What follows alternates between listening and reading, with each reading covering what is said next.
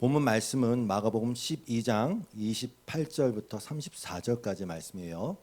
28절부터 34절까지 말씀을 같이 한번 이제 읽어볼게요. 시작. 서기관 중 한 사람이 그들이 변론하는 것을 듣고 예수께서 잘 대답하신 줄을 알고 나와 묻되 모든 계명 중에 첫째가 무엇이니까? 예수께서 대답하시되 첫째는 이것이니 이스라엘아 들으라. 주 곧 우리 하나님은 유일한 주시라. 네 마음을 다하고 목숨을 다하고 뜻을 다하고 힘을 다하여 주 너의 하나님을 사랑하라 하시는 것이요. 둘째는 이것이니 내 이웃을 내 자신과 같이 사랑하라 하시는 것이라. 이보다 더 큰 계명이 없느니라. 서기관이 이르되 선생님이여 옳소이다. 하나님은 한 분이시요 그 외에 다른 이가 없다 하신 말씀이 참이니이다. 또 마음을 다하고 지혜를 다하고 힘을 다하여 하나님을 사랑하는 것과 또 이웃을 자기 자신과 같이 사랑하는 것이 전체로 드리는 모든 번제물과 기타 제물보다 나으니이다. 예수께서 그가 지혜 있게 대답함을 보시고 이르시되 내가 하나님의 나라에서 멀지 않도다 하시니 그 후에 감히 묻는 자가 없더라. 아멘. 오늘 본문 외에 이 내용을 마태복음과 누가복음에서도 다루고 있거든요. 함께 볼 것입니다. 바로 본문으로 들어가겠습니다. 28절을 보니까 서기관 중 한 사람이 그들이 변론하는 것을 들었다. 그래서 예수께 나왔다. 이렇게 나와 있습니다.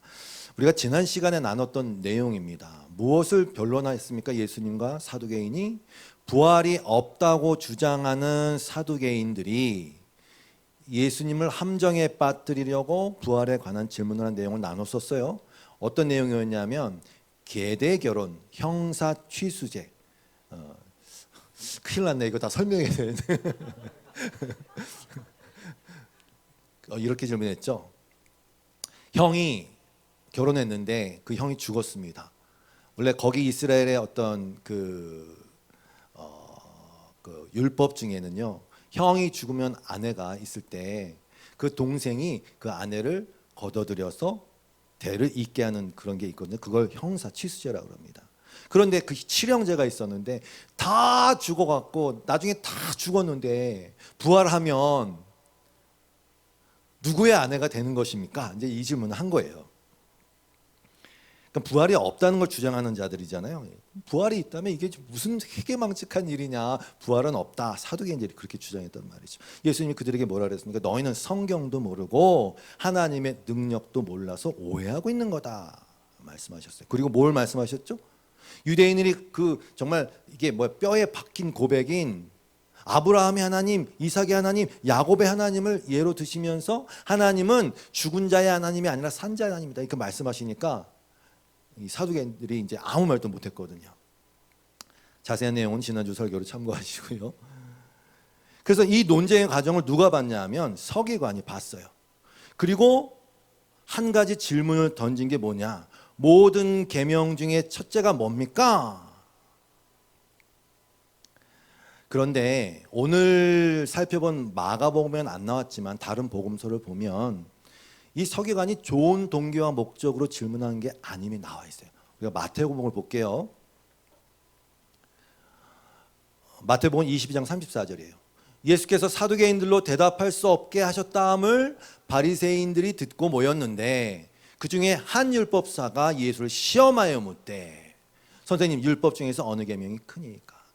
율법사라는 자들은 율법학자, 서기관 이렇게 번역이 되기도 합니다. 율법을 그 당시는 그 복세기가 없으니까 다 필사하고 그 율법을 연구했던 사람들이에요. 그 율법사예요. 그러니까 무슨 상황이냐면 바리새인과 사두개인들은 서로 적대적인 관계였는데 사두개인들이 예수님께 어떤 자기들이 똑똑한 체 하면서 곤란한 질문을 던졌는데 묵사발됐다는 소식을 바리새인들이 들은 거예요. 그래? 그럼 이제 우리가 실력을 보여주지 하고 바리새인들이 나와서 질문한 거예요. 그 중에 한 율법사가 제일 자기들이 자신 있는 과목인 율법이죠. 율법사니까. 율법 중에 한 가지를 가지고 질문한 겁니다. 어떤 율법이 제일 큽니까? 그때 예수님이 똑같은 대답을 하셨어요. 마음을 다하고 목숨을 다하고 뜻을 다하여 주 너의 하나님을 사랑하셨으니 이것이 크고 첫째 되는 계명이요 둘째도 그와 같으니 네 이웃을 내 자신과 같이 사랑하라 하셨어요. 그런데 이 두 계명이 온 율법과 선지자의 강령이다 그랬어요. 제가 한 가지 설명을 좀 하고 넘어가야 될 것 같아요. 성경을 보면 율법, 율례, 규례, 계명 이런 정말 이 단어들이 비슷한 것 같은데 계속 반복적으로 다르게 나온단 말이죠. 잠깐 설명을 드릴게요.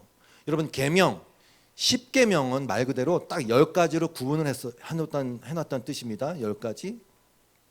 그런데 이 계명은 크게 좀 뭔가 좀 두리뭉실해요. 확실하긴 한데 자세한 사항이 나와 있지 않아요. 그러니까 계명은 뭐냐? 율법 중에 기초가 되는 원칙, 원리 같은 것을 계명으로 만든 거예요. 그럼 율례라는 건 뭐냐? 계명을 만들었는데 출애굽 20장에 보면 계명들이 나오는데 그래 예를 들어서 안식일을 지켜라. 그러면 어떻게라는 문제가 나온단 말이죠. 그래서 어떻게 지켜야 할 것인가를 이렇게 좀 자세하게 나열한 것이 율례예요. 그래서 안식일에는 예를 들어 불을 켜면 안 된다. 유대인도 그걸 지키고 있습니다. 아직도 불을 켜면 안 된다. 안식일에는 몇 걸음 이상 어느 거리 이상 걸어가면 안 된다. 이게 율례예요. 좀 구체적이죠. 규례는 뭐냐? 규례는 그렇게 하면 안식일을 거역하면 지키지 않으면 죽는다. 이렇게 심판이 이렇게 곁들여진 게 규례예요. 아무튼 이런 걸 통틀어서 율법이라고 하는데 그 율법 중에 어떤 계명이 크냐? 이렇게 질문을 한 것입니다. 그래서 예수님께서도 이걸 설명한 후에 40절에서 강령이다 아니 강령이 무슨 뜻인지 잘 모르니까 이 두 계명이 모든 율법과 예언서의 골자이다. 너무 잘 와닿죠. 골자야 이게. 율법의 골자야. 이 두 계명에 온 율법과 예언서의 본뜻이 달려있다. 이거 너무 번역을 잘했어요. 이게 본뜻은 이거야. 골자는 이거야. 모든 율법 복잡하지. 율례도 복잡하지. 뭐라고 너무 많지. 그런데 이 두 가지가 골자야. 본뜻이야. 그리고 둘째는 이와 같으니라는 말은 짝이란 뜻이에요. 듀오, 짝이란 뜻입니다. 그러니까 하나님만 사랑하는 것으로 끝날 수가 없다는 것이에요. 하나님을 사랑하면 이와 같이 이웃도 사랑할 수밖에 없다. 같이 간다라는 그런 뜻입니다. 그러니까 쉽게 얘기하면 사랑하면 계명과 율례 다 이룬 거야. 그래서 요한일서 4장 20절에 보니까 누구든지 하나님을 사랑하노라 하고 그 형제를 미워하면 이는 거짓말하는 자니. 왜? 하나님 사랑합니다. 근데 형제는 미워. 거짓말이야. 왜? 보이는 형제를 사랑하지 않고 어떻게 보이지 않는 하나님을 사랑한다고 그러냐. 그 얘기거든요. 하나님을 사랑하는 자는 또한 그 형제를 사랑하지. 둘째는 그와 같다. 예수님 말씀하고 마찬가지예요. 하나님을 사랑해라. 둘째는 그와 같다. 짝이다. 같이 가야 된다. 이런 뜻입니다. 그래서 야고보서 2장 8절에서는요. 더 집약해서 네 이웃을 사랑하기를 내 몸같이 하라 하신 최고의 법 이렇게 표현했어요. 로열 로우예요. 로열 로우. 최고의 법. 사랑하는 사람이 있어요. 그 사람이 살인하겠어요? 도적질 하겠어요? 이웃에 대해서 거짓 증언을 쏟아놓겠어요? 말이 안 되죠. 사랑하면 돼요. 그러니까 간단해요. 사랑하면 됩니다. 사랑은 율법의 완성이에요. 그래서 다 됐어. 질문도 했고 예수님이 답도 하셨고 그래요. 다 됐어요. 질문도 대답도 다 좋아요. 그러면 이제 사랑하면 되네. 끝. 이렇게 상황이 끝나면 좋겠는데 얼마나 좋겠어요. 근데 여러분 오늘 이 질문을 하는 상황 자체가 이미 사랑하는 상황 자체가 아니에요. 이 율법사가 율법을 논하지만 계명을 물어보지만 이미 예수님을 넘어뜨리고 밟고자 하는 동기에서 계명을 논하고 있단 말입니다. 이 상황 자체가 말이 안 되는 거예요. 그런데 바로 이게 잘못된 신앙의 현 주소예요. 현학적 신앙. 현학적이란 말이 뭡니까? 학식이 있음을 자랑한다는 뜻이거든요. 막 계명을 논해. 다 알아. 암기도 하고 있어. 근데 그냥 사랑해야 돼. 네, 사랑해야죠. 근데 이미 사랑하는 상황이 아니야. 왜? 남을 넘어뜨리려고 하니까. 예수님을 넘어뜨리려고 하니까. 그리고 자기가 옳다 여김을 받기 위한 신앙이란 말입니다. 이게. 그러니까 사도 바울의 말이 맞아요. 여러분 너무 잘 아시는 고린도전서 13장 1절 이하의 말씀. 사람의 방언과 천사의 말을 할지라도 사랑이 없으면 소리 나는 구리와 울리는 꽹과리. 여러분 꽹과리 소리 직접 들어보셔서 진짜 시끄럽습니다. 막 귀가 견딜 수가 없어요. 애들 안 일어나면 꽹과리 치세요. 견딜 수가 없어요. 사랑이 없으면.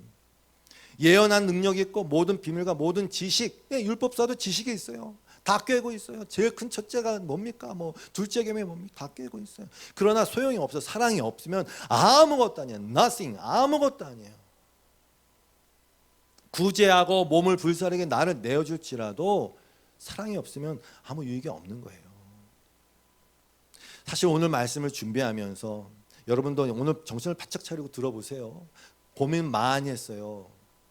도대체 왜 뭐가 문제일까? 이렇게 율법을 연구하는 이 율법사들이 왜 모를까? 왜 자기가 지금 사랑하지 않고 있다는 사실을 왜 모를까?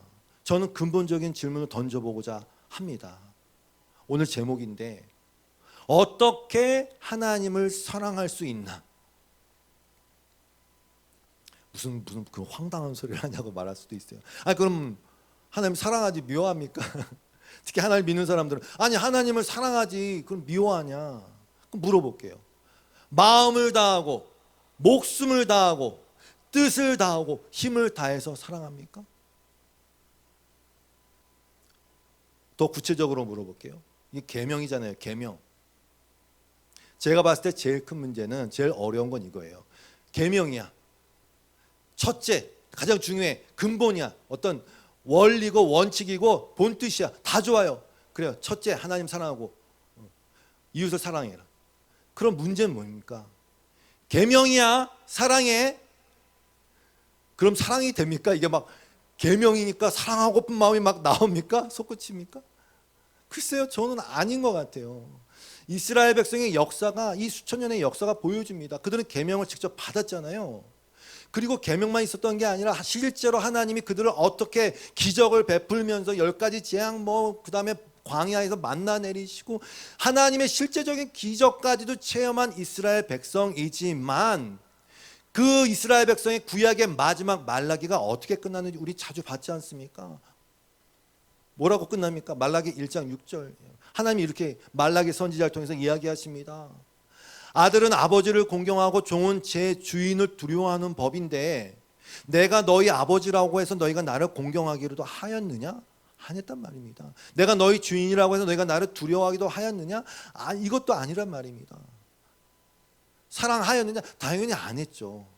계명이 있어도 열심히 희생제사 드리고 해도 그게 사랑이 아니었단 말입니다. 그러니까 하나님이 그 성전, 희생제사 드리는 그 성전, 누가 성전문을 닫아 걸어서 너희가 더 이상 이 제단에 헛된 불을 피우지 않았으면 좋겠다. 이게 하나님의 심정이었단 말입니다. 구약의 그 끝이 그렇게 끝났단 말입니다. 사랑 없는 거 계명 지킨다고 그러지 마. 더 힘들어. 내가 너희가 싫어 그렇게 하는 게 안 받을 거야. 그래서 질문하는 거예요. 하나님을 사랑하는 계명이 있다고 해서 이게 막 마음이 나오냔 말입니다. 그럼 어떻게 사랑합니까? 제가 약간 상상력을 발동해서 여러분 탕자의 비유를 잘 아시니까 탕자의 비유에 나오는 첫째 아들과 제가 인터뷰를 했어요. 상상해서 인터뷰했습니다. 제가 물어봅니다. 당신은 아버지를 사랑했습니까? 대답합니다. 네. 어떻게 할 수 있습니까? 큰아들이 대답하는 거예요. 보면 모르겠어요? 제가 이렇게 아버지 곁에 있지 않습니까? 아버지가 시킨 일 또박또박 잘하고 있잖아요. 그리고 내가 내 생일 때 아시잖아요. 내가 아버지의 염소 한 마리도 내가 잡은 적이 없다니까요. 철저하게 구분하고 이게 사랑이 아니면 뭡니까? 이렇게 대답을 했을 것 같아요. 사랑일 수 있어요. 아버지 곁에 있는 거 사랑일 수 있어요. 아버지가 시킨 일 열심히 하는 거 사랑일 수 있어요. 단 이상한 말이지만 사랑하는 마음으로 진짜 그것을 하면 그건 사랑의 행위가 맞아요. 근데 문제는 뭐냐? 이 큰아들의 문제는 뭐냐? 큰아들의 생각의 저변에는 늘 아버지는 나한테 해준 게 없어. 아니 동생이 저렇게 탕진하고 왔는데 받아주고 심지어 잔치까지 벌여? 나한테는 아무것도, 내 생일 때 염소 한 마리도 안 잡았는데 난 아무것도 안 받고 내가 할 일 꼬박꼬박 하면서 이렇게 오히려 내가 아버지의 집에 유익을 끼치는데 말이야. 나 없으면 이 집안이 돌아가겠어? 아버지가 이 정도 건사하는 거 다 나 때문인데? 이런단 말이죠. 문제는 은혜를 모르는 거예요. 아버지의 그 사랑이 뭔지 몰라요. 둘째 아들, 첫째 아들 마찬가지예요. 은혜의 사랑을 느끼지 못했어요. 그걸 느끼지 못한 상태에서는 아버지를 사랑할 수가 없어요. 여러분, 사랑은 일단 내리사랑입니다. 내리사랑입니다. 자녀들아, 내리사랑이란다. 요한일서 4장 19절에 분명히 얘기합니다. 막 하나님을 사랑해요. 형제를 사랑해요. 근데 우리가 사랑함은 그가 먼저 우리를 사랑하였습니다. 먼저 우리를 사랑하였습니다. 여러분, 자녀가 부모를 사랑한다? 어떻게? 일단은요, 불효자라는 걸 안 순간 그는 효자가 되기 시작합니다. 둘째 아들, 탕자에 비해 나오는 둘째 아들처럼 집 나가서 고생해보고 아버지를 거역하고 유산 날려먹은 이 불황아를 여전히 안아주시고 사랑하시는 그 아버지를 보면서 내 가슴이 무너져야 되는 거. 거기서부터 시작하는 거예요. 내가 부모 아버지한테, 이런 아버지한테 내가 무슨 짓을 한 거야. 내 가슴이 무너지면서부터 이제 아버지를 사랑하기 시작하는 거예요. 내 부모가 날 이렇게 사랑한 거였어? 그렇게 자신의 오만함과 편협한 자기 애가 무너져야 그때 비로소 부모를 사랑하게 되는 거예요. 우리는 하나님께 뭘 먼저 이렇게, 자, 내가 드렸어요, 그러니까 갚으세요. 드렸어요? 먼저 드려서 갚으심을 받는 그런 관계가 아니에요.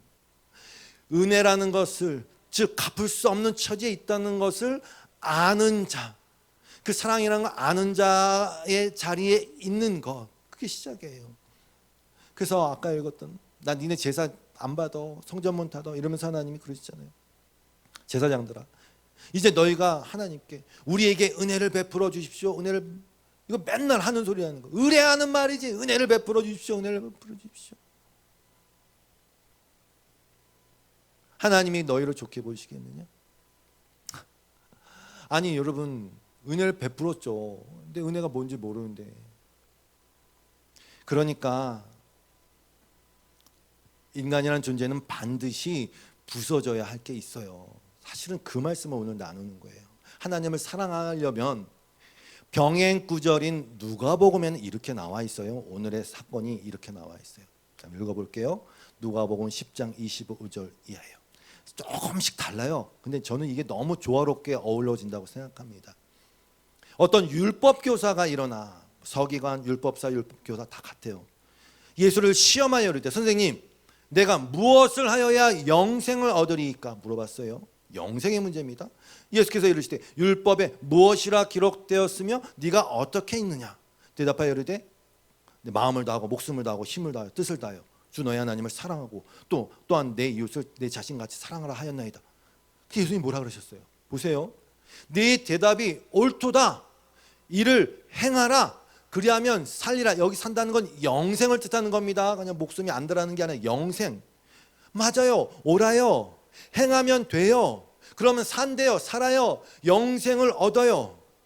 이 대답을 들은 이 질문한 율법 교사는 속으로 막 쾌재를 불렀을 거예요. 왜? 이 대답을 원했거든. 내가 잘 알고 있고 난 지키고 있다고 생각하니까. 그렇지.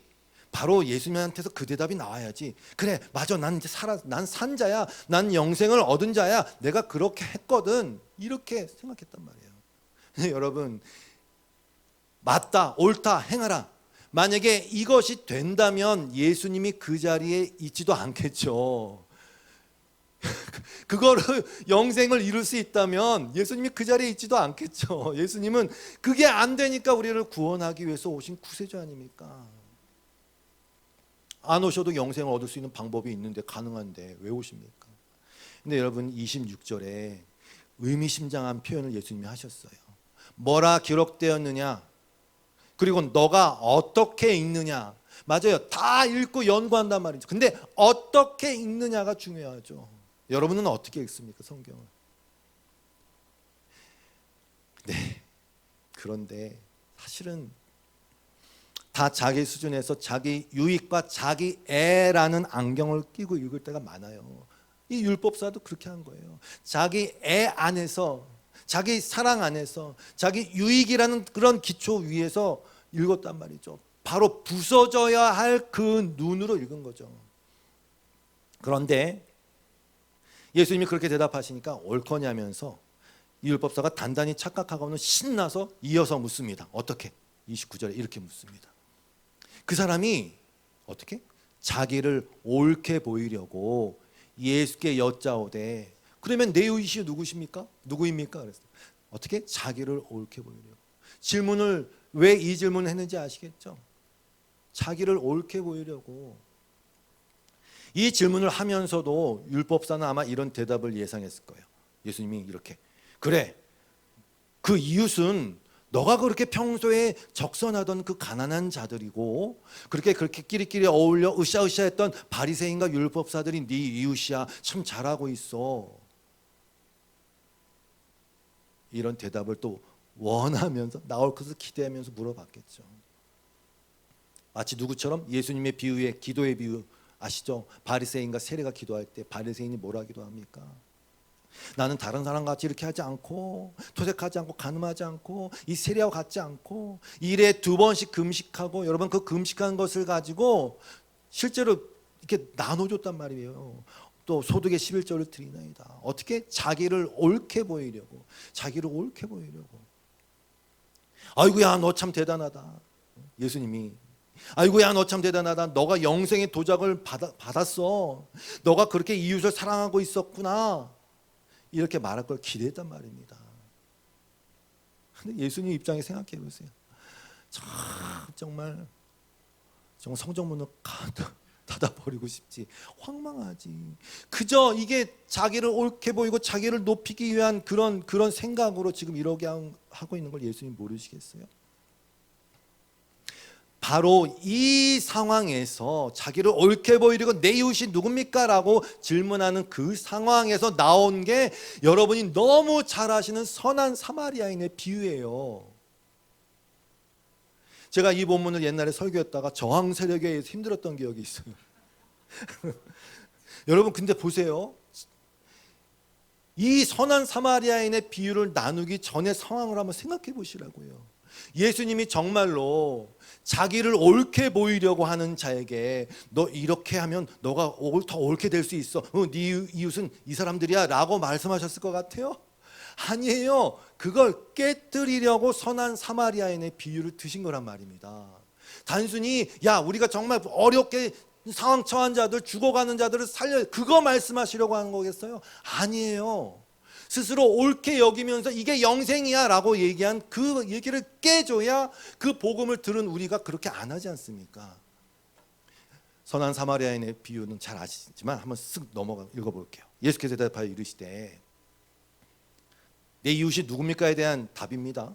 어떤 사람이 예루살렘에서 여리고로 내려가다가 강도를 만나매 강도들이 그 옷을 벗기고 때려 거의 죽은 것을 버리고 왔더라. 마침 한 제사장이 그 길로 내려가다가 그를 보고 피하여 지나가고, 또 이와 같이 한 레위인도 그곳을 이르러 그를 보고 피하여 지나가되, 어떤 사마리아 사람은 여행하는 중 거기에 이르러 그를 보고 불쌍히 여겨 가까이 가서 기름과 포도주를 그 상처에 붓고 싸매고 자기 짐승에 태워 주막으로 데리고 가서 돌보아 주니라. 그 이튿날 그가 주막 주인에게 데나리온 2를 내어주며 이르되 이 사람을 돌보아 주라. 비용이 더 들면 내가 돌아올 때 갚으리라 하였다. 어떤 사람이 있어요. 예루살렘에서 여리고로 내려갑니다. 여러분 예루살렘 하면 그냥 성전 떠올리시면 돼요. 예루살렘엔 성전이 있어요. 왜 왔을까? 다른 이유도 물론 있었겠죠. 친척을 만날 수도 있고. 그러나 아주 보편적으로 유대인이 했던 게 뭐냐면 예루살렘 성전에서 자신들이 해야 하는 그 성전에서의 희생 제사, 성전세를 내고 뭐 희생 제사 드리는 걸 했을 거란 말입니다. 그래서 이 비유에 누가 등장하냐면 제사장, 레위인이 등장하는 거예요. 다 누굽니까? 성전을 섬기는 자들이란 말이죠. 그렇게 이 사람이 예루살렘에서 희생제물을 드리고 자기의 종교심과 의무를 다한 것에 대해서 만족하면서 내려가던 길이었을 거예요. 왜 이 사람을 등장시킬까요? 자기를 옳게 보이려고 하는 그 율법사 얘기란 말입니다, 지금. 그런데 강도를 만났네요. 거의 죽었어요. 그를 본 제사장도 레위인도 그냥 피해 지나갔어요. 제사장과 레위인은 또 뭐하다 내려왔을까요? 당연히 성전에서 섬기고 희생제사 드리고 율법을 가르치고 나눴겠죠. 그 율법학자 다 지나갔어요. 다 지나쳤어요. 그런데 사마리아 사람이 등장합니다. 누구? 멸시천대 받은 자. 이 지금 질문하고 있는 이 율법사들 바리새인들이 다 개처럼 여겨서 가까이 하지도 않고 말도 안 섞었던 사람 말입니다. 왜 등장시켰겠어요? 근데 그 사마리아 사람이 이 강도 만난 자를 불쌍히 여기고 기름과 포도주를 붓고 바르고 싸매고 주막으로 데려가고 끝까지 책임을 집니다.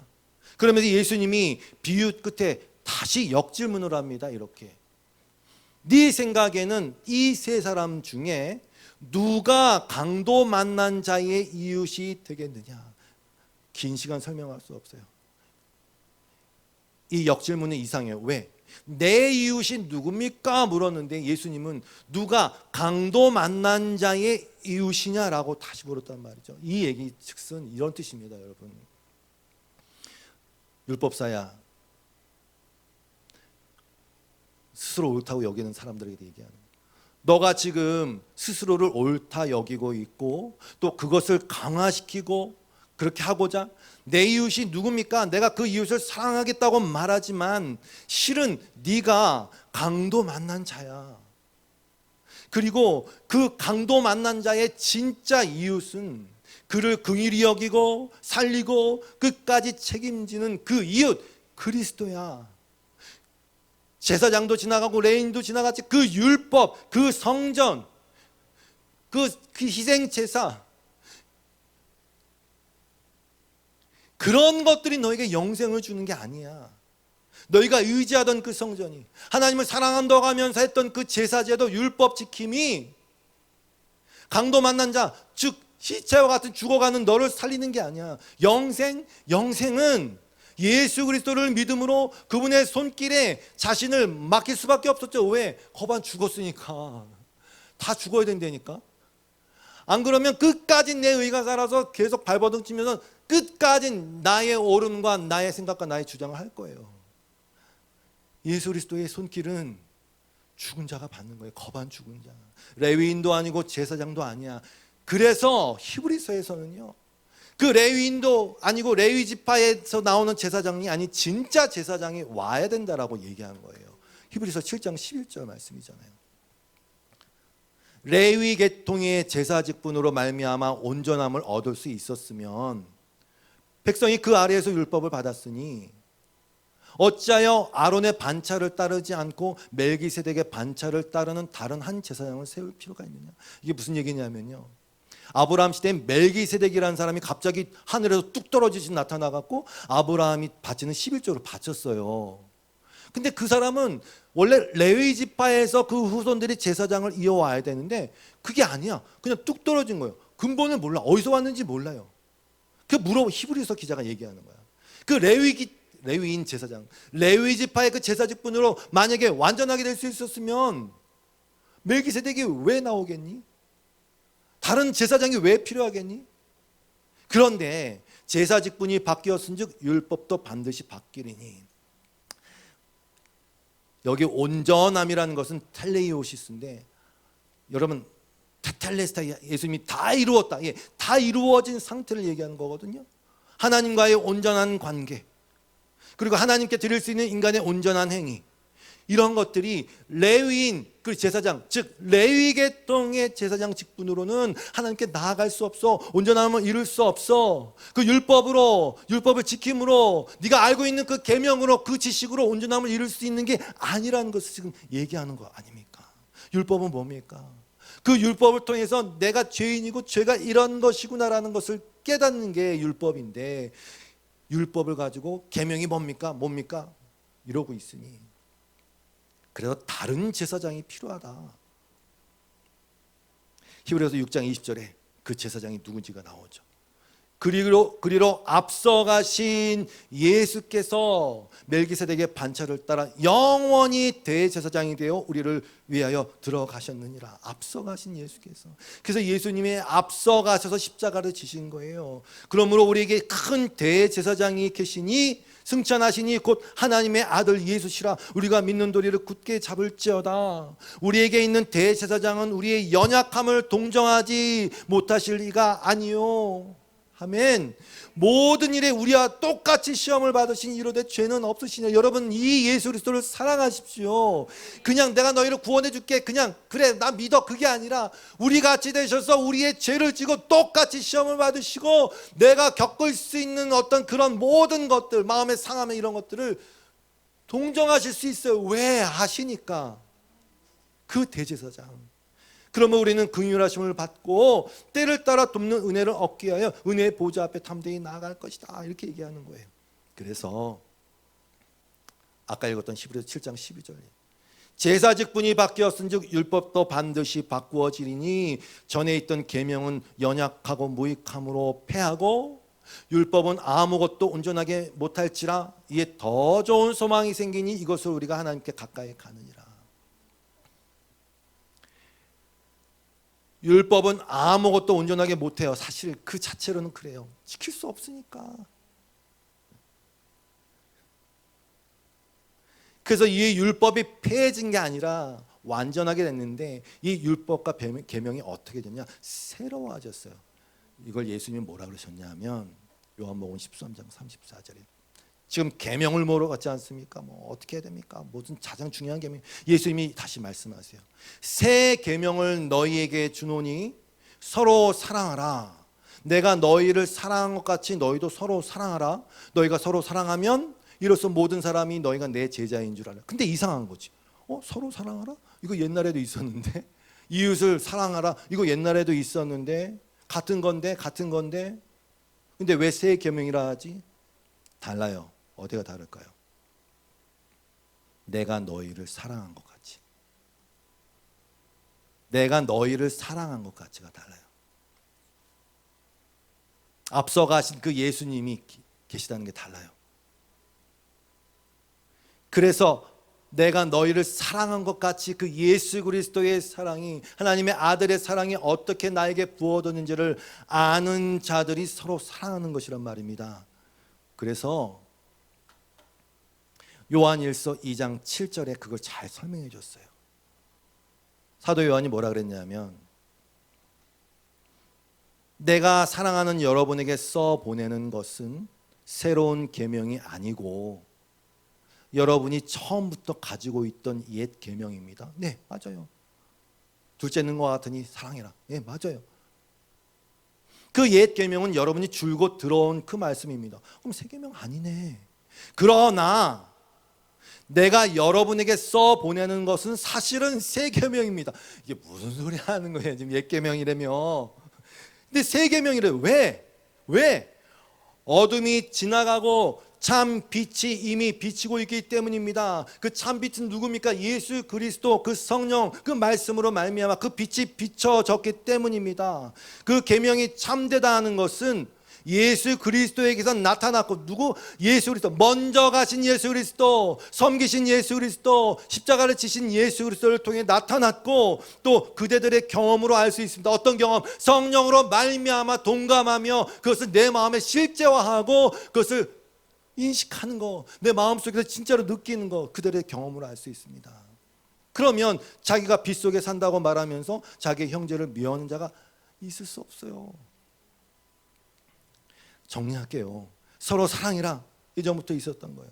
근데 왜 안 될까요? 왜 안 됐을까요? 왜 계명만 논하고 내가 이 정도 했지 이러고 있었을까요? 그 빛이 비춰야 되는데 안 비쳤으니까. 그 빛이 비친다는 건 뭡니까? 그 율법에 의해서, 십계명에 의해서, 그 율례에 의해서 내가 선한 사마리아의 비유에 나오는 거반 죽은 자라는 게 드러나야 되는 거예요. 율법의 기능. 계명 가지고도 여전히 내가 이렇게 옳아, 자기를 옳게 보이고자 하는 그 자신, 그렇게 자기를 옳게 보이고자 하는 자신에 대한 폭로가 빛이 비춤으로 말미암아 일어나서 그렇게 하고 있는 나를 발견하면 어떻게 되느냐? 야, 이건 진짜 죽어야 되는구나. 사형선고가 내 자신에게 내려지고 그때 비로소 그 선한 사마리아인의 도움을 받는 거예요. 거반 안 죽었으면 끝까지 자기가 옳다고 거부했겠죠. 비치고 있는 거예요. 어둠의 빛, 어둠을 걷어내고 그 빛이, 성령의 빛이, 말씀의 빛이 비쳐서 그것으로 쪼개진 심령이 되어야 하나님을 그때 예수님이 사랑하신 것처럼 사랑할 수 있게 되는 거예요. 그러면 어떤 일이 벌어지냐? 갈라디아서 6장 1절 말씀이에요. 형제 여러분, 공동 번역입니다.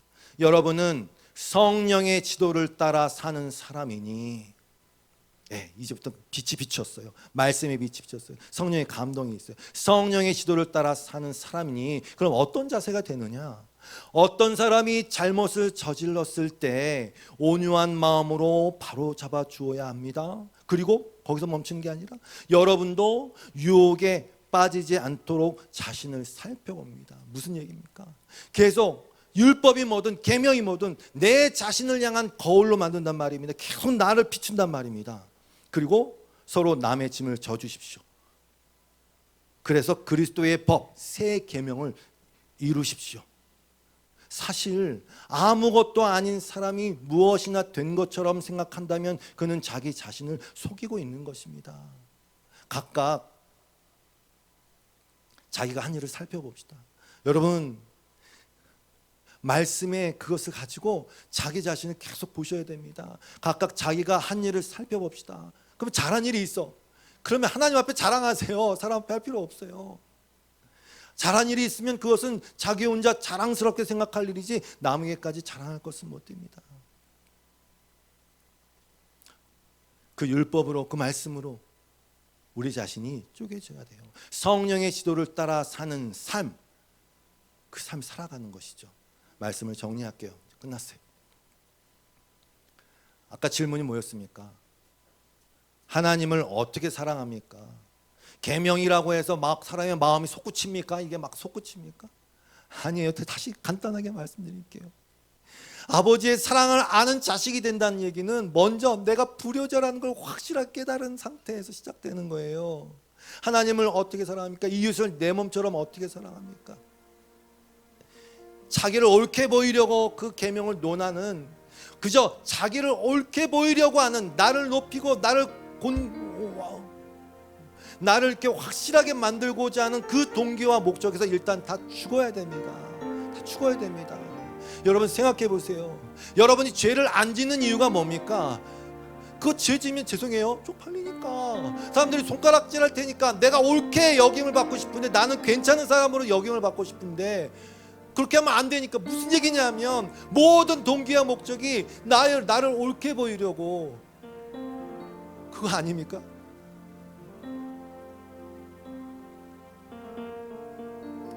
근데 그건 사랑은 아니에요, 여러분. 사랑에서 나오는 건 아니에요. 그 인간의 진짜 집요한 그 동기와 목적에서 죽어서 하나님 앞에, 그 아버지 앞에 내가 어떤 죄인이었고 내가 어떤 은혜와 사랑을 받았는지를 알고, 그리고 그리스도를 계속 보십시오. 예수님, 하나님의 아들이 오셔서 도대체 무슨 일을 하셨는지 보시면 됩니다. 성령님을 구하십시오. 그래서 성령님이 가르쳐 주시면 성령의 지도를 받아야 합니다. 먼저 우리를 그렇게 사랑하셔서 우리는 그 반응으로, 하나님 내가 불효자가 맞습니다. 나는 여전히 아직까지도 하나님을 믿는다고 하지만 이거 해주세요, 이거 해주세요, 이거 해주세요, 이거 잘 되게 해주세요, 이거 잘 되게 해주세요. 나의 안위를 위해서만, 나의 유익을 위해서만, 나의 높임을 위해서만 하나님을 그렇게 믿었다고 고백했습니다. 하나님 다 깨주십시오. 하나님의 제일 기뻐하는 건 하나님의 사랑을 알아들이는 겁니다. 단순합니다. 부모가 제일 기뻐하는 거는 아무것도 아니고 꼬깃꼬깃 접은 색종이로 아빠 사랑해요, 아빠가 날 사랑하죠, 그거 딱 줬을 때가 가장 기쁜 거예요. 뭐 찾아보지도 않고 전화도 안 하는데 뭐 자동차 한 대 산다고 기뻐하겠어요? 맨날 헛간에다 처박아둔 그런 신세 취급하면서. 단순해요. 하나님의 사랑을 알아들이는 거. 그때 우리의 시각이 교정이 되는 거예요. 그때 다른 사람을 사랑의 눈으로 바라볼 수 있는 거예요. 내 몸같이 사랑한다는 얘기는 내 몸이 뭡니까? 예수님의 사랑받은 몸, 아무것도 아닌 썩어질 육체인데 나에게 영생을 주시기 위해서 예수님이 그 일을 하신 그 몸, 그 사랑을 받은 그 몸, 그걸 아니까 다른 사람도 맞아, 하나님 사랑밖에 없지, 하나님 사랑 받아야지, 그렇게 가는 것이죠. 모든 문제는, 신앙의 모든 문제는 그냥 나예요. 나예요. 예수님의 말씀하다나 자기를 미워하지 않고는 하나님 나라 갈 수가 없어요. 그렇게 말씀하신 거예요. 자기를 미워해, 자기를 그 옛 자아, 그 동기, 오직 그 동기인 그 나를 미워해야 진짜 자기를 사랑할 수 있어요. 여러분 다 주님이 사랑한 여러분 자신을 그런 사랑으로 사랑하실 주님으로 축복합니다. 안 그러면 우린 수렁에 들어가요. 자기를 옳게 보이려고 헌금하고, 자기를 옳게 보이려고 주일 성수하고, 자기를 옳게 보이려고 식당 봉사, 자기를 옳게 보이려고, 심지어 목사도 자기를 옳게 보이려고 말씀을 전하는 자리에서 다 떠나서 자유합시다. 그 사랑 안에 머뭅시다. 하나님의 사랑 안에 머무를 때에 다른 사람 눈치 보지 않고 예배하는 것이고, 그렇게 나가는 거예요. 할렐루야. 빨리 했어요. 그래도 이 찬양이 생각났어요. 이거 옛날 찬양인데 이 찬양하고 마치겠습니다.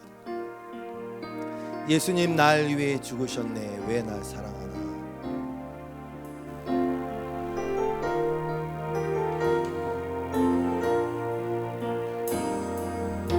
예수님 날 위해 죽으셨네, 왜 날 사랑하나. 겸손히 십자가 지셨네, 겸손히 십자가 지시었네, 왜 날 사랑하나, 왜 날 사랑하나, 왜 날 사랑하나. 왜 주님, 왜 주님 갈보리 가야 했나, 왜 날 사랑하나. 2절까지 합시다. 손과 발 날 위해 지키셨네, 왜 날 사랑하나. 고난을 당하여 구원했네, 고난을 당하여 왜 날 사랑하나, 왜 날 사랑하나, 왜 날 사랑하나, 왜 주님 갈보리 가야 했나, 왜 날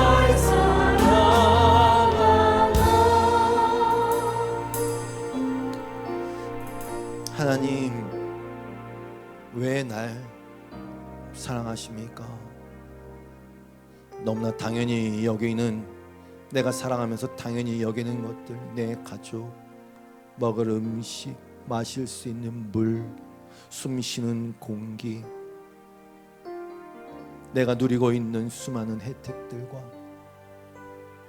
그런 것이 하나님의 은혜임을 다 까먹고 그저 나를 옳게 보이려고 하는 그 한 가지에 우리가 매몰되어 있었다면, 또 다시 그 자리로 가려고 한다면 성령님, 우리를 지도하여 주시옵소서. 빛을 비춰 주시옵소서. 정말 그러한 이 세상적 가치에서 자유롭게 하셔서 하나님의 사랑을 받은 자로서 그 사랑 안에서 마음껏 뛰놀고, 남의 판단에 두려워하는 것이 아니라 내가 무엇을 행할 때에는 그냥 그저 그것이 사랑이 되게 하여 주시옵소서. 무엇을 바라는 것이 아니라 내가 받은 그 사랑이 커서, 그 은혜가 커서 나도 그냥 사랑함으로 말미암아 자유케 하여 주시옵소서.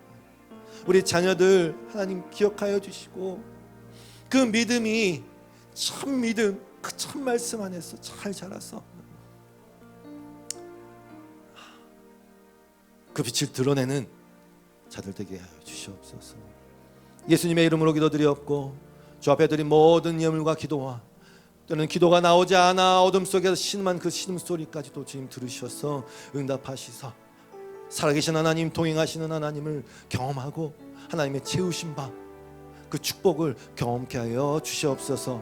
예수님의 이름으로 기도드리오며 이제는 우리 주 예수 그리스도의 놀라우신 은혜와 하나님 아버지의 크신 사랑하심과 성령님의 교통하심이 왜 날 사랑하나 그 하나님의 사랑에 감격하여 하루하루를 나도 사랑하며 살기를 원합니다 고백하며 예배한 모든 예배자들 위해 이 교회 위에 자녀들 위해 영원토록 함께 하시를 간절히 축원하옵나이다. 아멘.